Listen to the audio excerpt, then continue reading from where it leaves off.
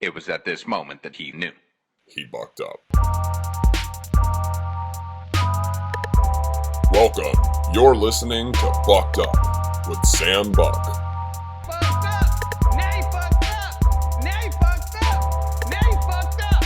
Now you have fucked up. This is a bedtime podcast. Welcome to a podcast of two Boston comedians in New York. That's during a pandemic. It's not even like we can do stand-up. You're calling yourself a comedian now, huh?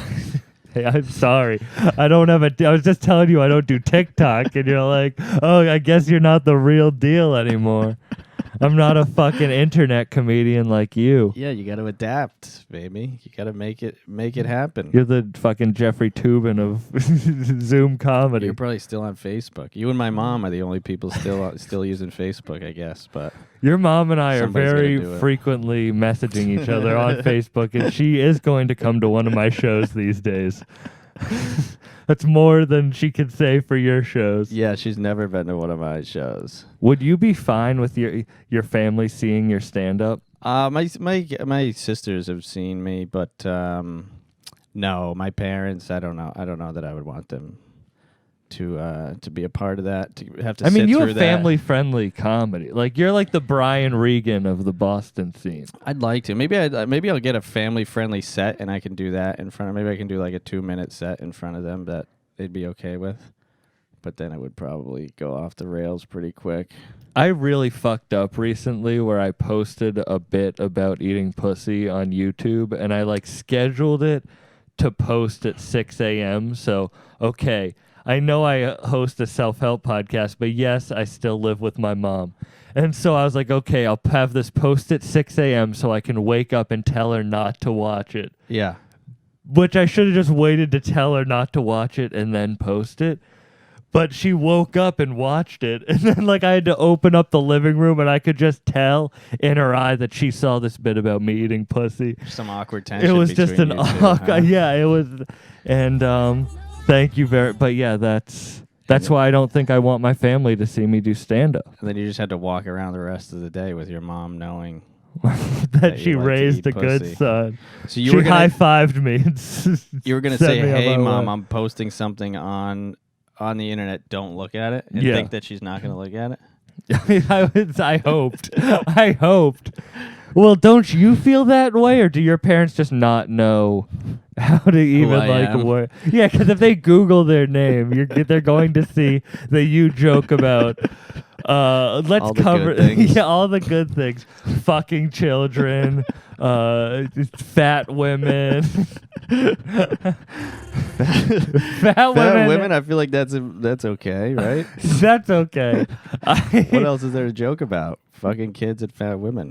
I mean, if you take those off the table, what is left? That's the name of your first album, right? Fat women and fucking children. Yeah, no, my grandmother just passed away, but she used to. She's on Instagram, and she would see my clips, and she would say that she's not a big fan. She would say, "Hey, they're not great," and then she would say, She's Italian, so she's like, "You need to be more like Sebastian." And I was You like, are "I don't the know, that's opposite not of really my style." Yeah. She's like, "Well, fucking make it your style then, because whatever you're doing now is not working." And she probably has a pretty good point. So I got 500,000 hits on TikTok, Grandma. yeah, what the fuck do you know, Yeah, Grandma? what- Middle schoolers love me, so maybe you're not my demo. That is great that you can get a middle school audience on TikTok because you're not allowed to be around them in real life. Right, but it's a way to kind of what is it, Still- dog whistle towards them, where I can still speak to them through TikTok. The parents, it's like tricks. Like the parents can't see it, but like the kids can. Exactly, they know what I'm talking about. Yeah, it's a noise that like adults can't really hear because they're not on TikTok, and if they are on TikTok, then they look like a pedophile. So it's basically a safe space. My grandma also has an Instagram, and she's like, I'm happy you're doing well, but like I can't watch the clips because they'll upset. Like it's just the language. Like it's just me saying fuck. Like that's what she can't handle. And I don't think she's listened to the rest of the podcast because there's a lot worse than me just saying fuck. I like the sound effects. I like rap hoodies. Yeah, I've noticed that about you. Yeah, it's Exclusive. That's your personality. It's rap hoodies. It's my only personality trait is I wear rap hoodies. And older women, I think, is becoming one too, right? That I like. Older women Yeah. like me. Yeah, they like you. They can tell that I'm a hurt young bird. Yeah. Like I let mean, me of let me course. I think- put you under my wing. I think the And- rap hoodie signals that too.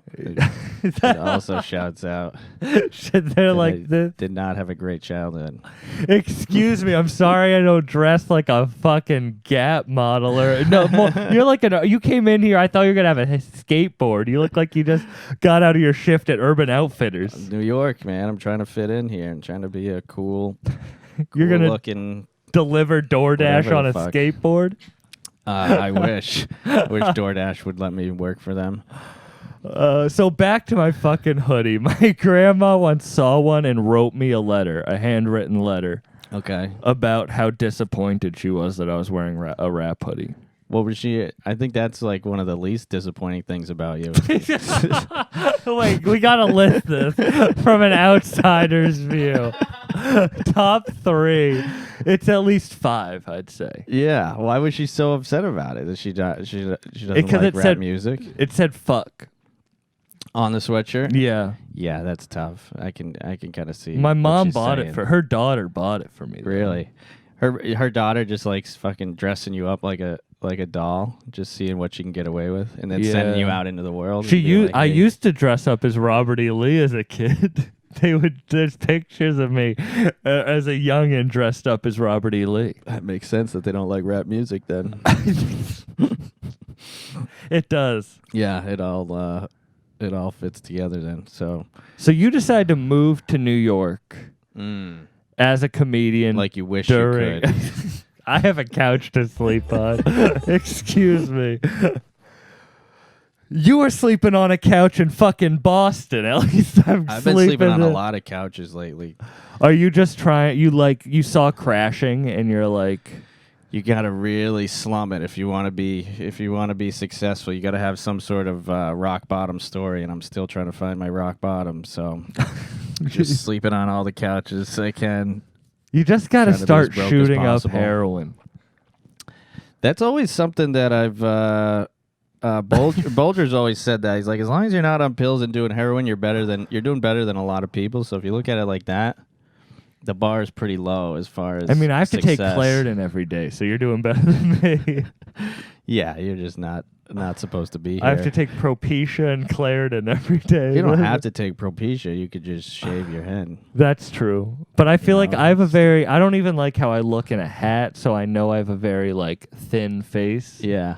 Like I think my hair was kind of like yours, not as curly, but my hair was like yours, and I had the hairline that started going back, and I tried to salvage it for a while. And then I Did was you just do- Like, my dad sat me down on Christmas Eve. said you look like shit. Yeah. My dad sat me down on Christmas Eve and was like, we have to have a serious talk. Yeah. And I was like, Jesus Christ, like, what's that? And he's like, I'm bringing you to the hair doctor to talk about implants. Really? Like, my dad, like I felt like a stripper in Vegas. Like, he was like my pimp. Like, he's like, you got to get bigger tits. Like, Yeah, this well- broad. Like, he's like, you got to fix your hair. Like, no one's we're- gonna want to fuck you like no that. one's going to want to fuck bald Sam Buck. Really? That's intense. When was this? When you were like Christmas 16? Eve. No, this was this Christmas Eve? Yeah, this was like last week. Jesus. He's like, we'll figure out a way, but you should do it. And before that, I was kind of like, I'm never gonna have hair surgery. No, But then once your dad sits you down seriously and is like, you got to do this, it changes your mind a little bit. yeah, once people start pointing it out to you, because you think like nobody else notices it, but then that would happen to me all the time. People would be like, "Wow, you really don't have any fucking hair, huh?" I'd be like, "Wow, I didn't think anybody could even tell." And then When did you start you just losing your kinda hair? admit it to yourself. I don't know, probably like late 20s maybe. See, is I'm when in I my started early acknowledging 20s. it. I'm fucking. Mine could have been that early, but maybe I just didn't. I didn't want to face the facts. But It kind of works on you though. Like you work with the no hair. you're sitting way too close for you to be talking to me that way. For the listeners, I just pulled a fantastic move while you're drinking your fucking Bone broth. bone broth. Yeah, no, that was good. Yeah, I mean, once you start doing it, you kind of the lifestyle just finds you. You know, you just become a shaved head kind of guy. You start doing. You run? Yeah, I'll jog once in a while. Are you a healthy guy? Oh, you're drinking bone broth. Yeah, I try to be healthy. I mean, I forget to eat a lot, so I think that's kind of what helps me stay in shape. And yeah, I don't know. I just get bored with eating sometimes, so I just don't. Like So if you there's drink something else it? going on, I'd rather do that than like I understand that. sit down and eat. People get upset when I I'm say the that. opposite problem. Like Yeah, I feel like everybody does. I can just eat everything and I have to like train myself to just like not eat it all, but then that's not good because then I just like don't feel good. Yeah. But I do like running, and I feel like the more I'm losing my hair, the more healthy I try to get. You gotta overcompensate. Exactly. Yeah, it's like you can't be fat and bald. No, it's like It's one or the It's other. like being fat and short too. Yeah, it's like be fat having and short, a so- flat ass and no tits. Yeah, Am I right? Exactly. Ladies. I just lost all two of my female. So I don't know if this is true. Your And mother's not gonna listen to this anymore. you're TikTok famous, so you might be able to describe. Ani, actually, you might on Instagram. It says 100% of my audience is male. There's no way that's true. What does it mean by audience? People that care about it, people that engage. Yeah, that's my mom is my number one follower on Facebook. Maybe she doesn't identify as it. Maybe people don't identify as females on Instagram. Okay. They're scared of you. Is your mom single? My mom? Yeah. No, you'd have to talk to her about it. I mean, she won't tell me. I told you we've been in contact on Facebook. I'm not asking for. I'm asking for a serious. This is a serious question. Yeah. So my mom is single, and nice. I think they should. Oh, my get- mom's not single. My mom and my dad have, I think, 40 years they've been together. They're crazy like they're that. together, and you're a comedian. Yeah, I know. It's fucked up, right? That is fucked up. Need them to fucking split up already. You need to break up your parents. You know how boring Christmas is when you just get one Christmas? You just got to Everybody- start sneaking panties into your parents' house. Just fuck used it panties. up. Yeah. I feel like exactly. at this point they've just been together so long that wouldn't even. I feel like it'd be too much work to try to split up now. You know. Do you think Gotta divvy up that's the kid. What are they gonna do with the kids? Like Are they- divvy up the kids? I don't, you're going to live with dad. You're like, I'm 36. I'm living on my own. Go live with dad. I don't want you. Gotta This do it. asshole won't pay child support. Yeah, that's always weird when you get divorced later in life. You gotta just do it early. Right? Like, who are just, do you think they should just stick it out? If, like, you're in a bad marriage and you're in your 50s or 60s or 70s, just stick it out? Or do you think you should try for real love? No, maybe not try for real love, and maybe just like split up but don't tell anybody. You know, like get together on holidays and stuff. And Like, don't tell the be kid. civil, yeah, but otherwise just live your life Well, then like you're single. I don't get why, like, nursing homes are known for being fuck houses. Mm. And I can say this from firsthand experience. I've never fucked at a. Especially now. Why don't old people just be like have open relationships? They just like fuck everyone. I mean, they might just not even know they're in an open relationship. They might like not realize it. They're just like, oh, that could. I think a lot of old men who held in homosexual thoughts are very like. There's a lot of gay old men. Why are you looking at me when you say that? And that's why I wanted to have you on my podcast to talk about this This is uptick when I come in. out on this podcast. Nobody knows about it. You're the Todd Glass, and I'm the Mark Maron. Why, is that what he did? Yeah, that's what Todd Glass came out on Mark Maron's Really? podcast. Yeah. Yeah, I mean, if you come out and nobody hears it, did you really even come out? So maybe this is the spot to do it. That's No, why there's I'm no joking. gay kids to deaf parents. Exactly, because they tried to. They tried to, but it just never worked. Yeah, or they just pretended to not hear. Every time they're just like, what? The parents just played oblivious. Yeah, but no, what were you? I don't oh, even. the old people home. Oh, you Oh. know about how much they fucking old. Old, people yeah, homes. but just like old people should just be like open. They shouldn't be angry to like it being a shitty marriage. Just like fuck another old couple. We should be getting okay. Bucked Up is sponsoring some old people orgies, old people swinger parties. Yeah, man, I don't know. Or people whose like husbands die early on. Like my grandmother, her husband died.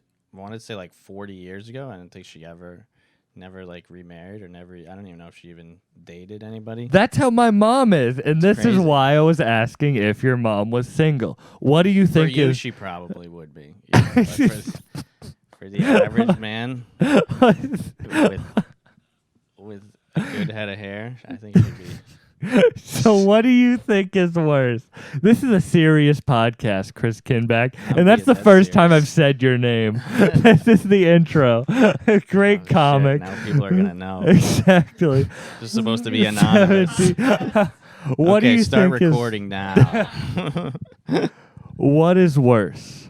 Yeah. What my mom and your grandma did, never date again, Yeah, or your mom just like slaying. just All your slay. friends. Yeah, just slaying. I feel like those are the ends of the spectrum. I think you gotta just slay. You know, at that you do like you fuck one of your kids' friends and just let it be known that hey, I don't give a fuck. You know, you would get used to it. You'd just be Have like, you ever "Whatever." fucked one of your friends' moms? No, I was told by not yet. there was someone who we were at an open mic with, and this You talking girl. to me? Yeah. We were at an open mic together, and this girl left her boyfriend to go blow another dude in a car and then come back and sit down and finish the date with her boyfriend. That's a great fucking girlfriend. And was it during the pandemic? It was. It was, yeah. when people needed it most, she was there. She was a big fan of your That's an comedy. essential worker. Your cock and your comedy. It's not my cock. I don't know. That but- sounded weird. I didn't like that. Can we edit that out? I don't know. I think that was the most prolific thing you've said today. She did. Do you remember? Were you there at that original night, or were you just like? I just heard stories about it, and And then then- that made me fall in love with her. I think once I heard that story, I was like, this is the "Chicken one. sounds fucking awesome." And then she broke your heart, and you moved to New York. Yeah, and I was like, I can't deal with it. Just too emotional. I so. think that is crazy, though. Like, all for whatever you want to do, but this girl went. I'm gonna go to the bathroom. Went to the back of the room, saw a hot guy, was like, "Let me go. Can you come in my hair?" Is what she said. They went, hooked up in his car. She came back, kissed her boyfriend on the head, and sat back down. He's none the while. He had no idea. Well, now He's he probably. knows. He might be able to put it together. I'm gonna cut this, clip it. But that is great. Like that's some wild shit. I mean, that's the beauty, man. You can do whatever you That's want. love. Yeah. That's love. When you're a girl, you can do whatever. You can do whatever the hell you want. You know. That's how like some Lorena Bobbitt shit happens. How you get your dick cut off is like if you like got up from a date with your girlfriend, just fucking slobbed on some poon in the back of a car and came back, kissed her on your head, and she was like, "We're not at Legal Seafood." And then next thing you know, your dick's cut off in bed. Yeah, for sure, man. That's happens all the time. I can totally see that happening. I mean, you'd have to be pretty fucking smooth to pull that off. So maybe she'd just appreciate the fact how cool you are if you could pull that off. I feel like that's something you could do. Oh, that's giving me a lot of credit. But were you ever slick? I know you're slick now. I mean, compared to you, probably pretty. I have my own. pretty I have slick. my own charm. Who was it that brought you up as like I think it was someone at a skew. It was like, this guy's the ultimate ladies man. And then they brought you up. I'm like, what the fuck are they talking about? That is true. I heard Windsong, shout out Windsong, has this idea that I just slay pussy. And You don't stop. I mean, if someone says that about you, you can't like be like, no, it's not true. You gotta just be like, exactly. that's what people think. Mm-hmm. Then fucking great. It's kind of like being called a racist. Yeah, just be like, It's just yes, like, this is who I am now. Give me a hood. Let me Wasn't suit my up. intention, but I'm gonna be we are. canceled for this podcast, and I'm the one saying shit. If you that should, would be good for your career, maybe. You know? it wasn't You're good for canceled. yours. That was the best thing that happened in my career. So did That that? was the only thing that's happened in my career so far. When people hear about that, they're like, "Oh shit, that was you?" Did that help you in any way? Like, did you get any sort It of was bump? cool for like a day. People knew about it. So for people listening, you were kicked off stage. Not even kicked off stage. I got to finish my Oh, set. someone just wasn't happy with your stand-up. Yeah, I mean, whoever is, can you blame her? Those people aren't happy with how this No, podcast very is going right now. disappointed. They're just, Kick us Mom, outta you here." came to New York? Yeah, they're not gonna be. No, you were, from the first time I saw you, you were one of my favorite stand-ups in the scene. Oh, thanks, man. Of course, because you, everyone should check out Chris Kinback's stand-up, but you are like, TikTok. you're the opposite of me. And don't you dare say funny, because you're better than No, that. I would never. Just like good. But you're very like low energy and calm, but you keep the audience's attention. Well, I feel like I am very like, look at me. I need to be like energetic. Yeah. Well, you said your parents were divorced? Yeah. There we go. All right. I don't even need to do this podcast anymore. It's over. We're done. Were you always that way on stage, though? Were you always cool, calm, and collected? No, I think I was just very nervous. And Were you always a one-liner? yeah. Always dark? The I reason he didn't the show didn't go well is because he makes some jokes that some people aren't always happy with. Yeah. A little too rapey, I guess. Not the jokes, for his some vibe. his jokes Yeah, are nothing joking about that, but they just that's the vibe they got from me, so they had to end the show.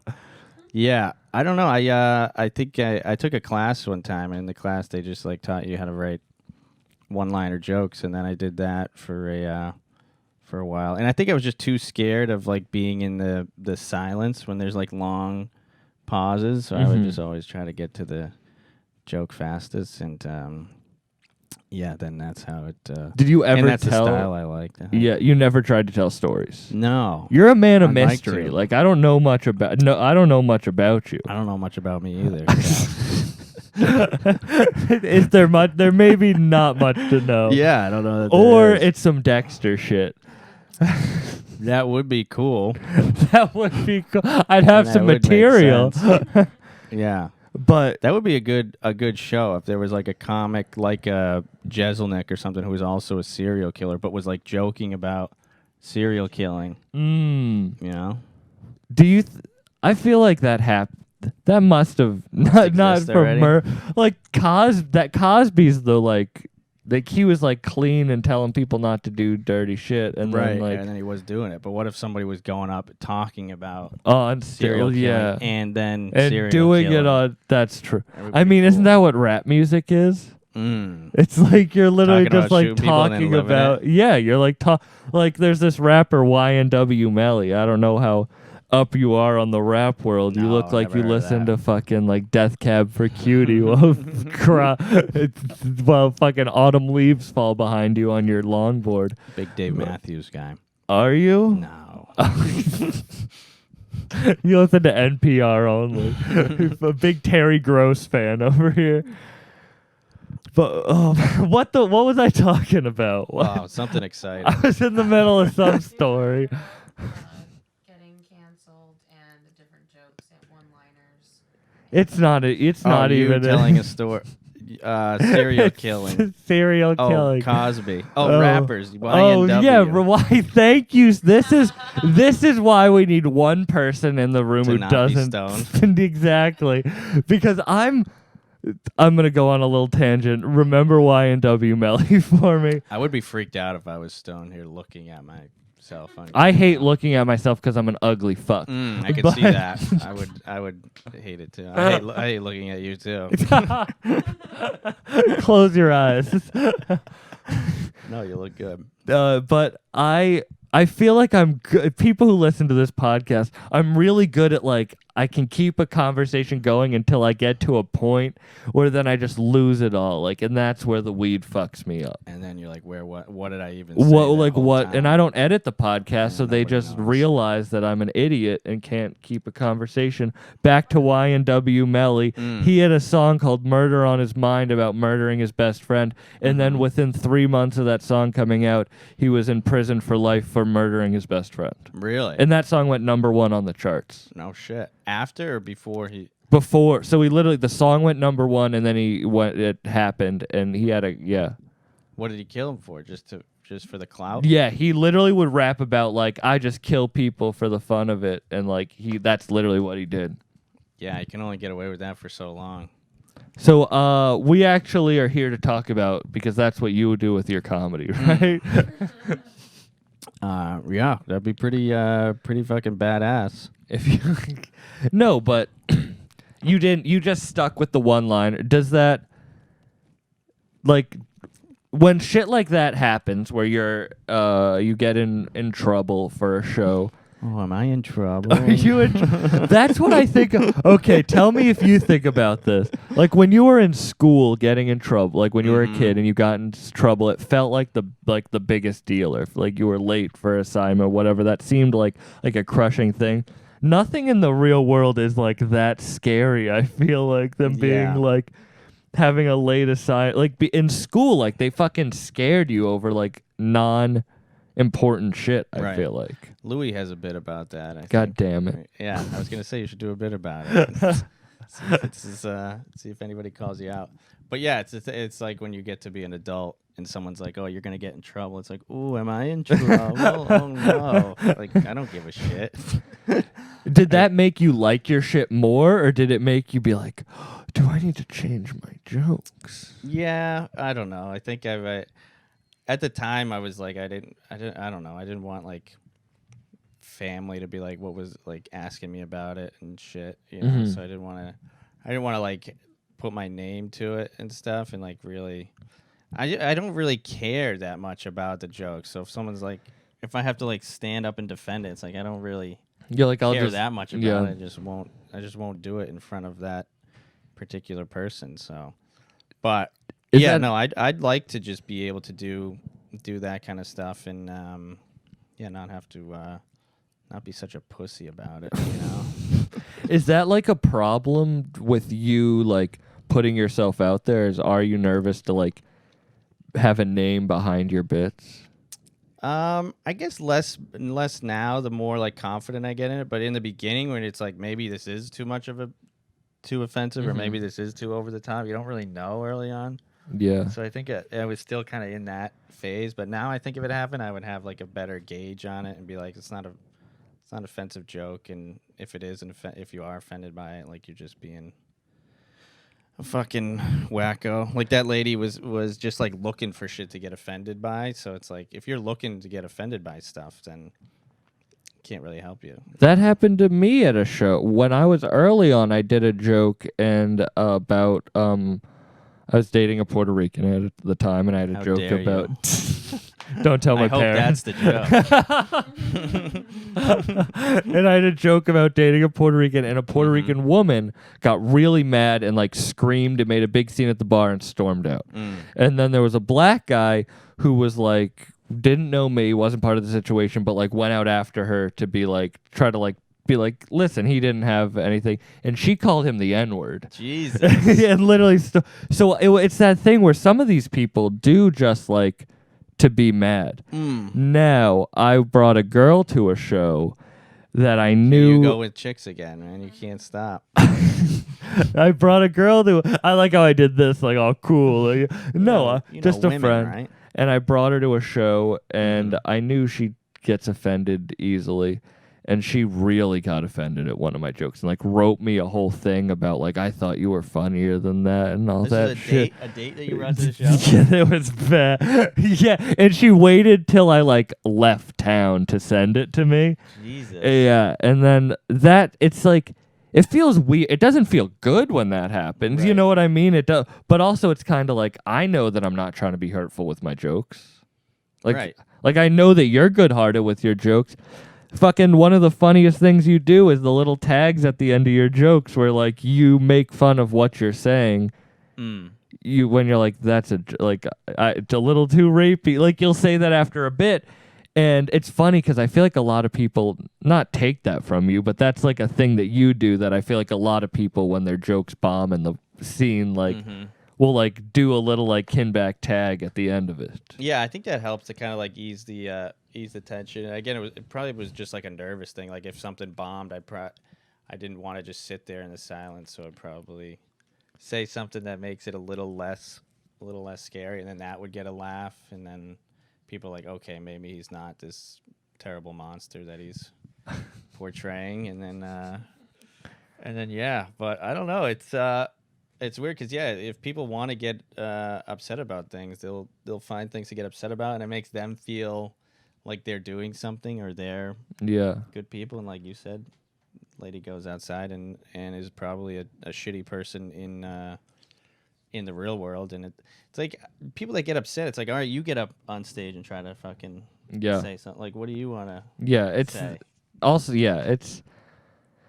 but it is tough being like I think of things as a comedian like I don't even know how to put myself in her head. Like where does she like, you know what I mean? It's kind of like I have to just brush it off because it will affect me if I think about it too much. Right. If you try to please everybody, like there's been a bunch of shows, like if you bomb at a show and you're just like, damn, I suck, I got to change everything I'm doing. Or you could just be like, yeah, that's not really the crowd I want to do. Like, I don't know if you've ever done Patriot Place in Yeah, I have. Foxborough.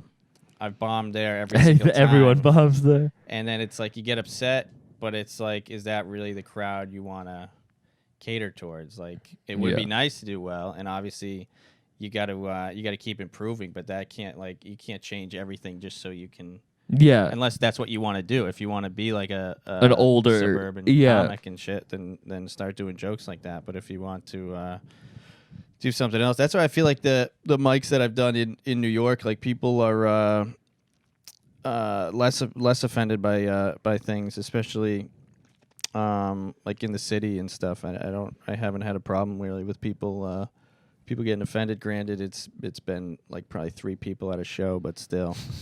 They've been pretty cool, 3 people. Have you been able to do comedy since? There was a room that was open around here. It was on East 7th Street. It was the I forget what it was called, Cellar 77 or something. I don't know if you guys have been there yet, but yeah, that was open. You could get up like 4 or 5 times a day there. Oh, that's It fucking would start cool. at like 2, and it would go to like 8. Oh, and you just keep getting up. I miss getting reps of sets in. Yeah, New York is great for that. You know, it's a lot different. Like Boston will have like one mic at a place, and then that's it. Mhm. Whereas here, I mean, granted, you're still talking to a lot of the same people, and it's not that. But you're doing that in Boston too. Yeah, and it's like, hey, it's better than nothing, and you just get used to the silence. Like, I think my first set here, I bombed like worse than I've ever bombed, and then after that, I was like, oh, it's whatever. It's just like everything. Yeah, you just get comfortable with it, and now I'm really good at bombing. You know, it's pretty much all I do. Were It was you fun. always like a joke? Like, were you always making jokes of the dark nature? Like I was my whole life, and I got in trouble growing up and like making jokes that people were like, "You can't say that." So like, were you like that, or were you on stage? Did that open up? I think it just started when I got on stage. I think I always liked dark stuff, but I was always like scared. Like I was always a pussy. So I would have like other people say it, and I would laugh at them saying it. I would encourage other people to do it, but I would never. Was your I would family never like do it? proper? Yeah, we were pretty strict Catholic, whatever that means. Yeah. Went to church. And so Shit then like like so you how old were you when you started stand up? Probably 28. I'm 33 now. It's probably 28. Was late that in your life. first like creative love? outlet? Yeah, probably. Yeah, it was the first thing I did that was cool. Was it weird like being like getting up and just like opening up, if that's your first, like just being like, here's it all? I felt that way with me, so I always wonder with others. Yeah, because you don't really know what to talk about. You don't really have anything that interesting to talk about. So then, you just kind of start making shit up, and then it's a lot of bombing early on, and just trying to figure out like exactly what I liked. But yeah, I think like opening up and shit like that. I mean, people are better at it than I. Like, there's a lot of people that you know more about them from what they do on stage, whereas I don't know. I'd like to get better at that, but I don't feel like I'm there yet. Yeah, I guess that was like my problem is when I first started hitting mics in Boston, I would go and I'd do like really personal sets, and then I'd be like, everyone knows everything about me, everyone hates me, and then I wouldn't go for a long time because then like I would get scared. But no one remembers anyone's set, kinda like no one remembers who you are. Like it's true. Like I don't remember. This is why I really like your stand-up, is I remember a lot of your jokes. Like, I can name a lot of your jokes, like, off the bat. But like, I would get nervous that, like, I knew that there weren't people, like, I knew my family wasn't in the audience, and I know that there was no way that they would hear the jokes. But, like, saying crazy shit for the first time into a microphone, there's, like, a thing in your brain that's, like, there's a chance that someone could hear this. Yeah. And it's like, that's almost the hardest thing to get over, at least for me at first, is like being like, someone might not like that. You know what I mean? At least as a trying to be a person who pleases a lot.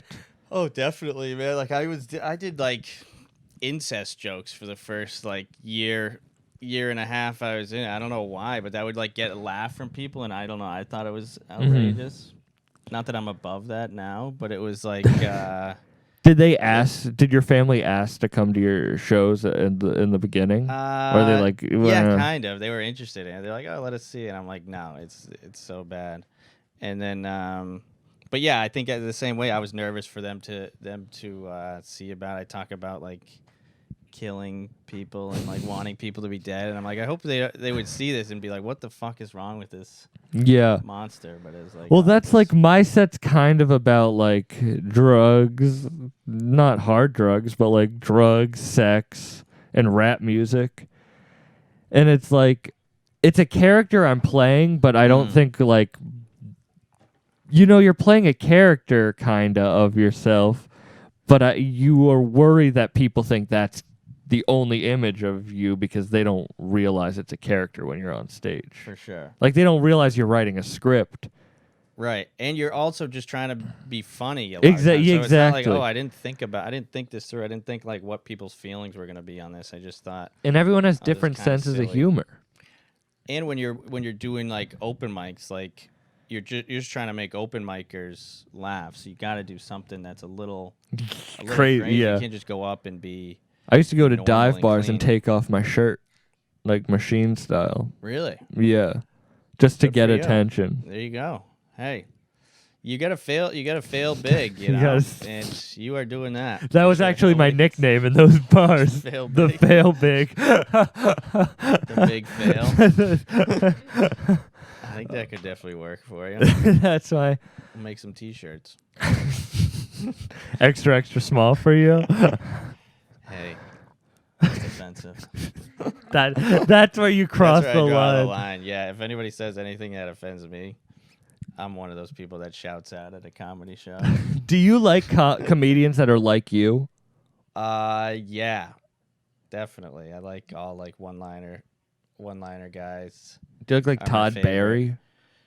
I don't. Oh yeah. I like Todd Barry. I was gonna say I don't know much of his stuff, but yeah, I think he's really good. I saw him at the Cellar recently in like so the Cellar was doing shows upstairs, Mm-hmm. and it was in like a little glass box, so it was horrible. There was like 10 people there, but I got to see him, and he kind of bombed. Like he had really good jokes, but it was kind of bombing. And it was kind of good to see, like, because nobody knew who the hell he was. I saw Attell, same thing. I saw him at the stand, and it was outdoors, and people were like running by and stuff. And he got up and was kind of bombing, and it was just good to see. It's like, okay, You learn, these yeah. people kind of bomb too. I mean, there's still really good jokes, and anywhere else they would kill, but it was just funny to see them kind of bomb. It Are was you a like, okay. fan of comedy? Yeah, I think so. I think more so now. Like I really appreciate it. Once like we weren't able to go. I mean, once you get back in the swing of things and you're doing it every night in open mics and Yeah. shit like that. But like, what made you start in the beginning? Like, did you grow up listening to a lot of it? No, I just I don't know. I think I listened to like Jeselnik maybe or like Stephen Wright, one-liner guys like that, and it made it seem more attainable. Because like when I listen to like somebody else who does stories and stuff like that, it just seems like, oh, that's impossible. Like I could never do an hour of comedy that way, you know. But then when you break it down to like one single joke, it's like, oh, then it's just fucking 500 of those. That's so fun. It's so easy. My brain works the exact opposite way of you. Really? Because I'm like, how the fuck can I fill up my time with just a bunch of like set up punchline? Like, all I have is like weird shit that happened to me that I don't think happened to a lot of other people that I think I can like kind of work into a story. But I'm not good at writing jokes. Yeah, I noticed. No, I'm joking. You're You not got a great jokes. no, it's but you're not like a storyteller in real life either, are you? No, definitely not. But I'd like to be. I mean, I wish I was, but it's not by choice. You know, it's like being I'm like a minimalist too, but it's not. I don't choose to be a minimalist. I just don't have a lot of stuff. Are you So anxious? now I'm like, Do you have like anxiety? I don't know. Maybe a little bit, not a ton. Like, No. does trying more make you like, ooh, Freak out? yeah?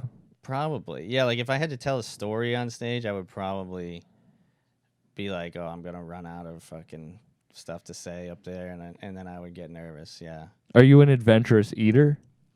Oh yeah, I'll eat pretty much anything except Don't ketchup. don't look me up and down when you say that. You licked your lips and looked up and down. I did. I didn't even mean to. I don't like ketchup either, actually.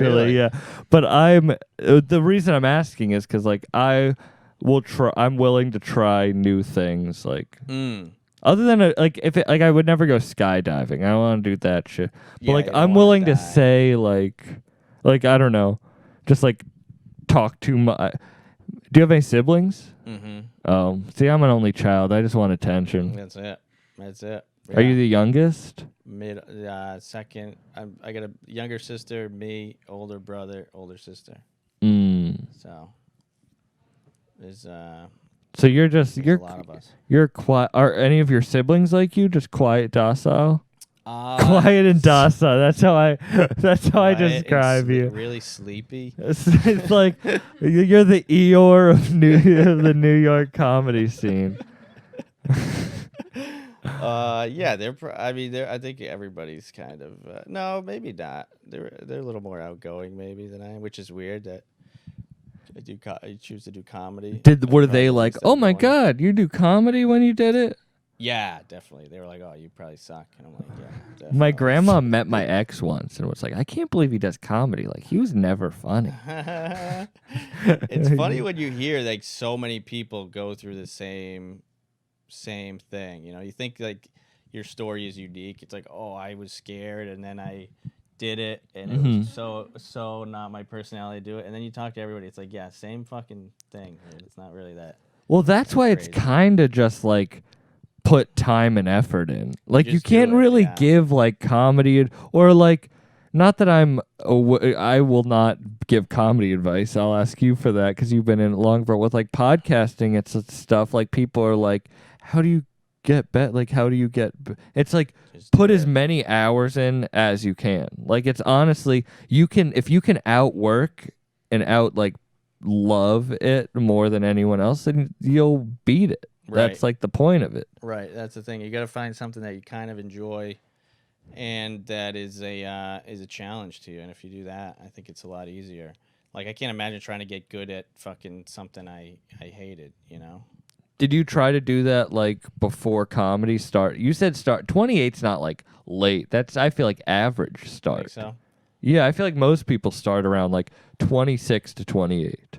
Yeah, when you get some life experience and I guess it's just the courage. Some people, have the courage at like 20, and that's really Well, impressive. shout out Sam Rossi, who fucking is 17 and gets booked at like studio beforehand. Like my headphones look stupid as shit, and they've looked stupid as shit this whole time.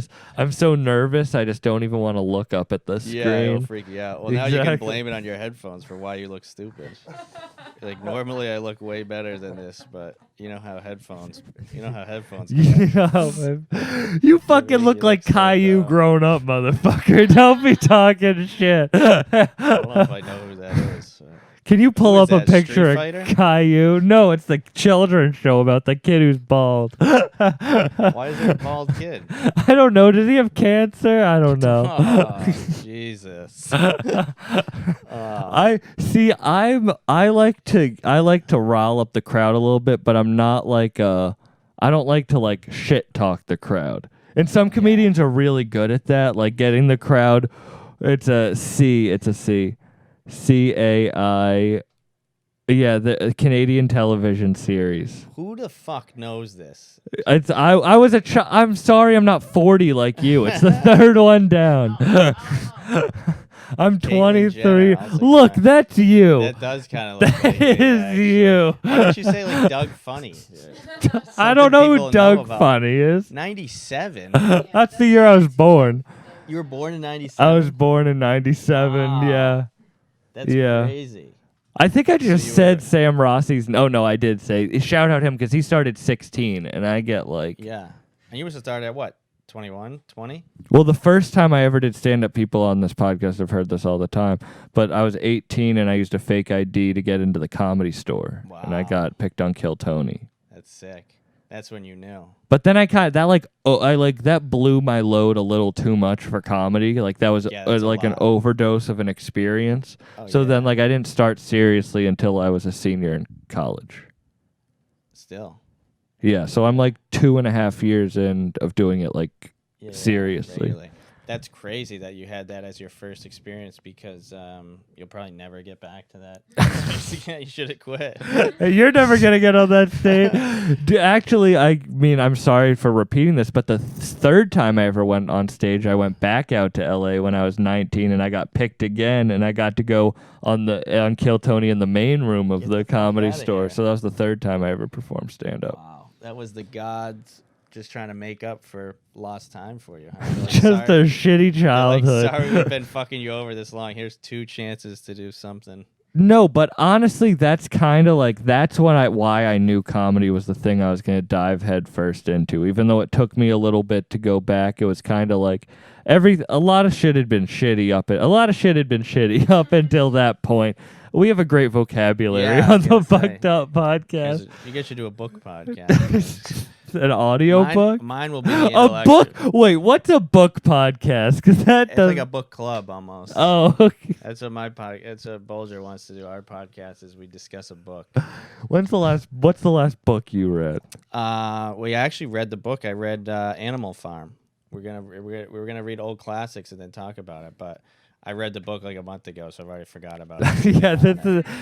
Yeah, just you explaining your podcast. Is a snoozer. But I think that might be an avenue if it's a sleepy time podcast. That is a good sleepy.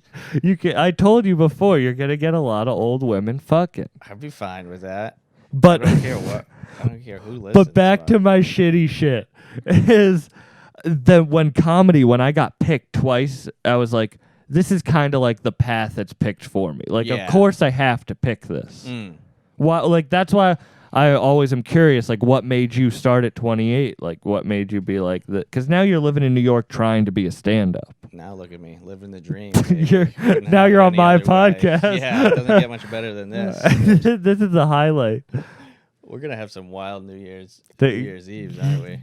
This is we're I would recording. shit on your New Year's Eve, but it's probably gonna be more exciting than my New Year's Eve. What are you gonna be doing? I don't know. I think we Just might go reading to like Chris D'Elia's tweet about you over and over again.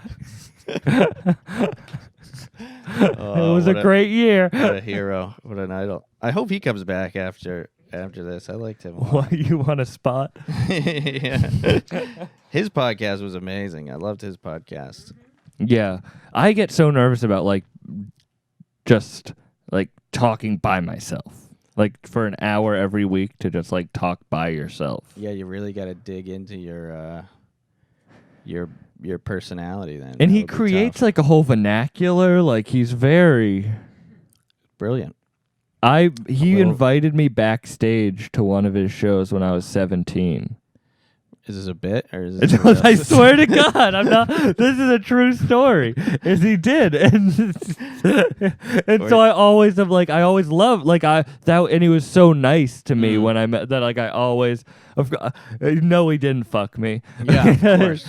But Look at you. I You wore see the I wore options he has. I wore lingerie and everything. I was very voluptuous. Yeah.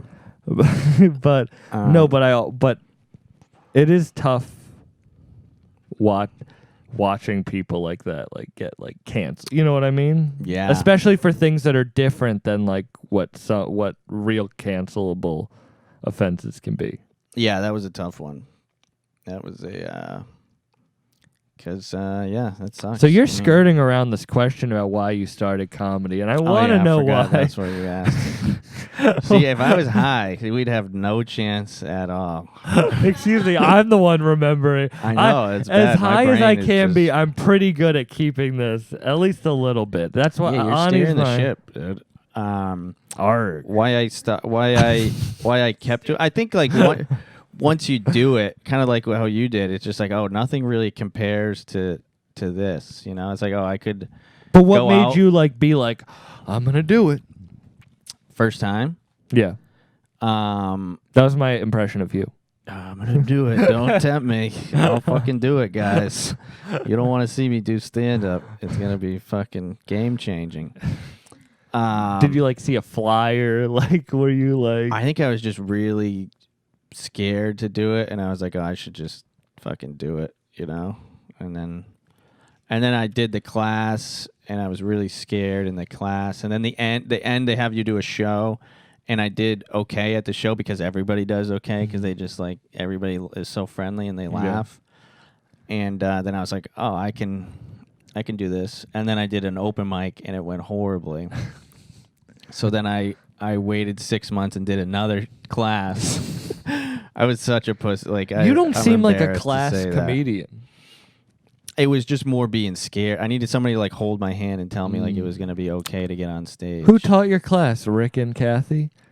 There was a bunch of different people. That was a joke because Kinback's comedy does not seem like a Rick Jenkins and Kathy Ferris type. Kathy Ferris taught one of the classes. I taught. Really? Yeah. She was like a fill-in. I actually love Kathy Ferris. I did one of her shows and I was nervous that she wouldn't like my comedy because it's sexual and dark. And she was very nice to me. Yeah, she's sweet. Great but she's a woman. good joke writer. So that was probably a good thing to figure out, like the structure of joke and shit. But then it was just then once you do that, you get that good endorphin rush, and you're like, oh, I need. Do you remember your do first this. joke?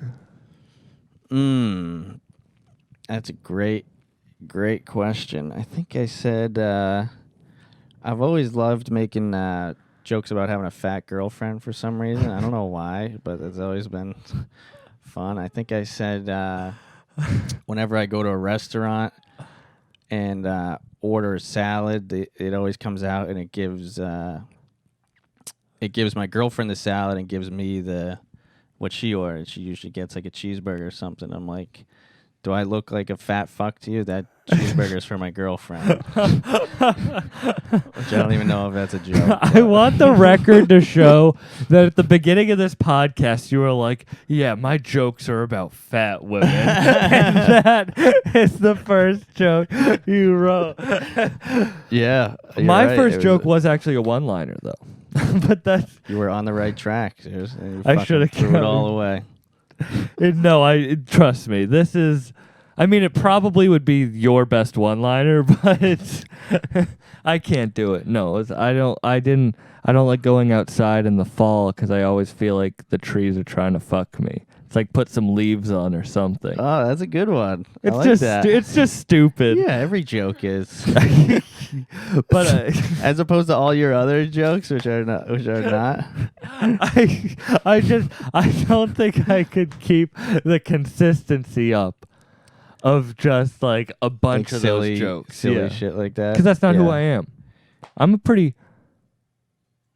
Like, you are... It's funny, like, now talking to you, like, in this conversation, we've definitely talked before, but long form, you are, like, even though you're not personal on stage, this is your persona on stage. Right. Like, that is you. Maybe not the content of what you're saying, but that is definitely like you up on stage. Yeah, the same thought process. Same like style, like sharp, like quick, like you sit in the pocket though, and it's like there's the breaks and pauses. Sexy.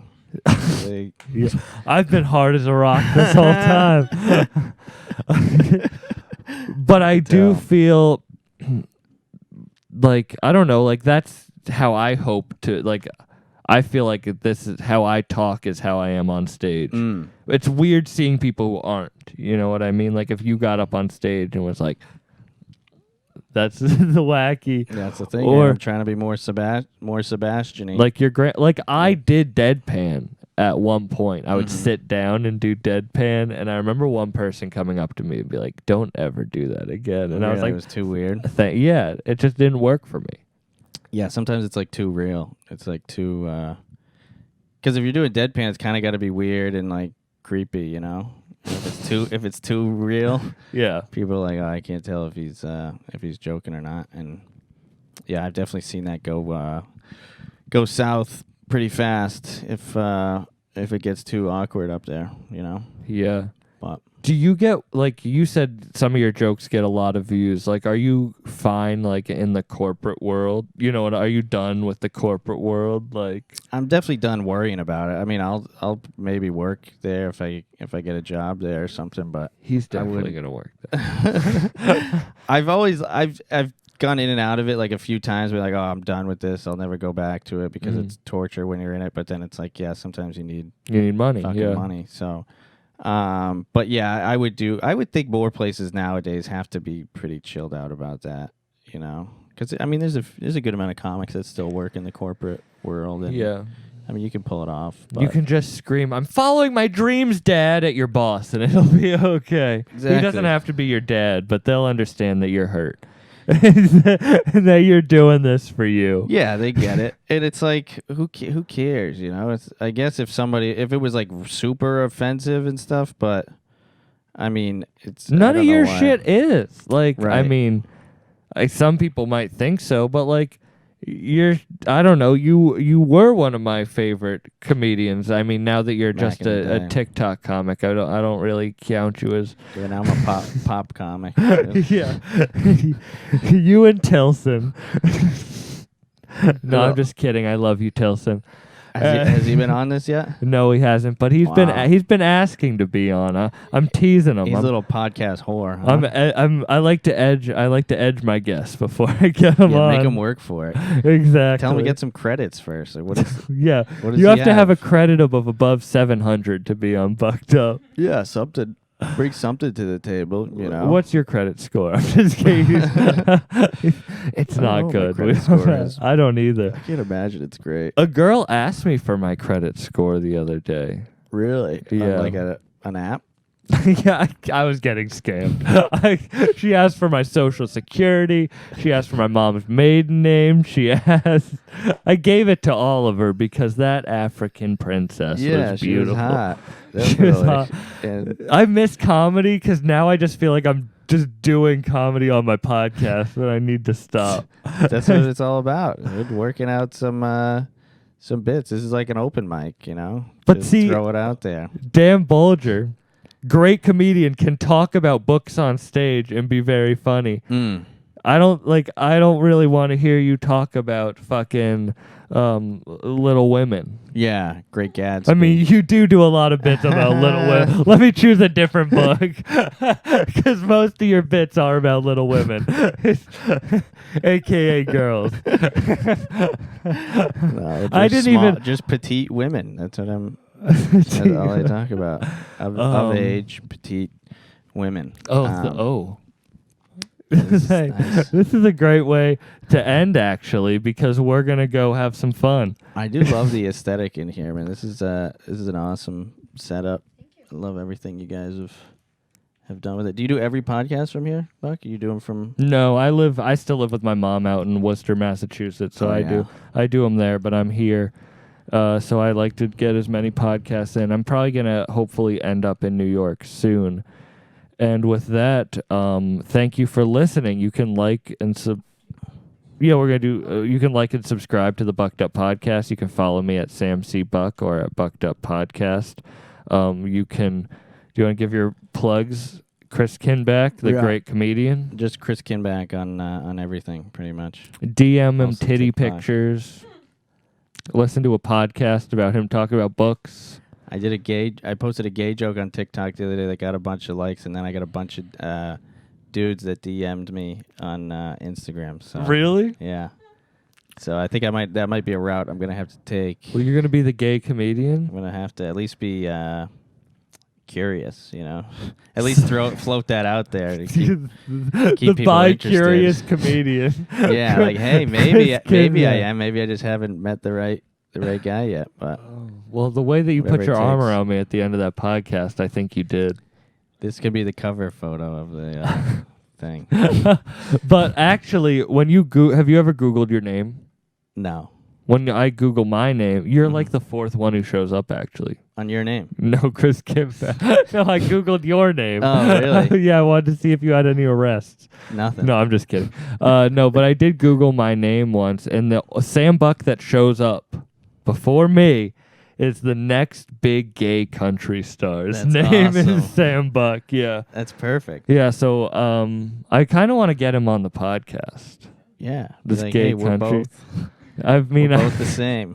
I have the bi-curious comedian and the gay country star. It's a very LGBT friendly This is the podcast. askew of podcast. Yeah. Ani Moosh, the wonderful producer. Do you want to plug anything?